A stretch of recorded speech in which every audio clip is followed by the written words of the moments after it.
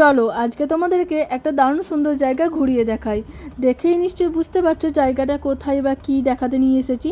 হ্যাঁ হ্যাঁ, ঠিক ধরেছো, আমার স্কুল, যেখানে আমি ছোট থেকে বড় হয়েছি, পড়াশোনা করেছি, বন্ধু বান্ধবদের সাথে সময় কাটিয়েছি, সেই স্কুল। এটা অবশ্য ক্লাস 5 থেকে আমার, আর ছোটোবেলার স্কুলটা আমাদের গ্রামেই রয়েছে।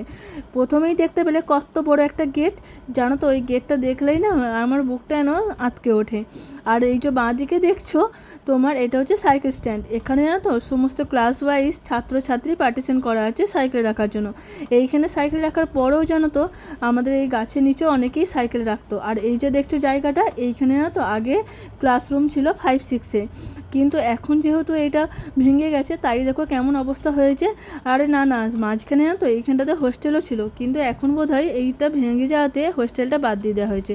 আর ওই যে দেখলে ছোট্ট গেটটা, মাঝে সাঝে যখন ফার্স্ট পিরিয়ড বা সেকেন্ড পিরিয়ডে ছুটি হতো তখন আমাদেরকে ওই দিকে ছুটি দিত তোমার, মানে আমরা ওই দিকেই বেরোতাম। আর এই যে বাঁ দিকে দেখছো কত বড় স্কুল মাঠটা, দেখো এইখানেতে কত যে খেলাধুলা করেছি আমরা তার নেই ঠিক। সাইকেল স্ট্যান্ডের সামনেই কিন্তু দেখো খেলার মাঠটা।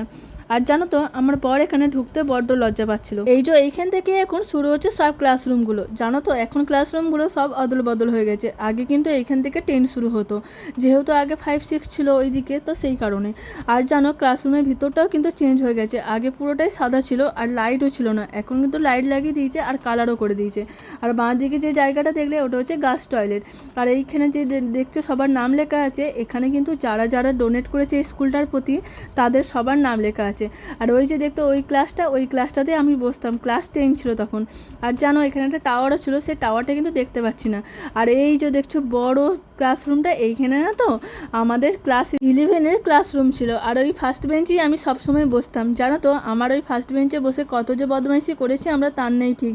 আমার এক ফ্রেন্ড ছিল, তার সাথে আমরা কিন্তু অনেক মানে মজা করেছি, অনেক আনন্দ করেছি। আর এই যে এইদিকে দেখছো এখানে না তো অনেকটা বাগান ছিল, এখন কিন্তু সেটা নেই। আর জানো এখানেতে অনেক গাছ কমে গেছে, এখন অনেকটাই চেঞ্জ হয়ে গিয়েছে। আর জানো এইখানে দেখো কত কাঁঠাল ধরেছে গাছটাতে।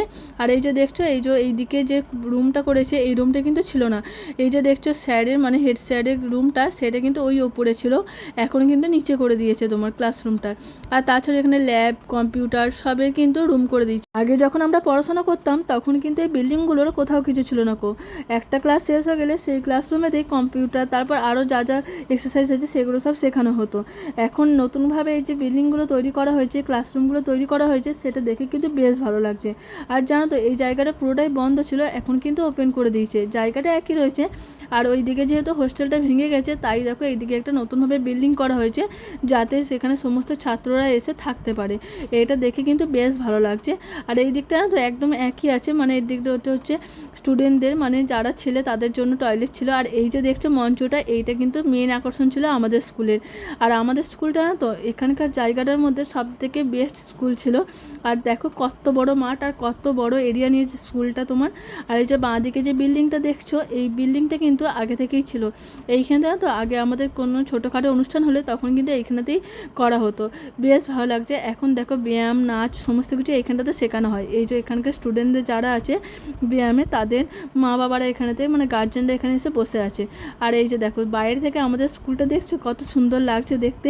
তো আমার তো এতদিন পর স্কুলে এসে বেশ ভালো লাগছে, মনটা এত আনন্দ লাগছিল কি বলবো। অনেকবার ভেবেছি যে আসবো, কিন্তু আর আসা হয় না।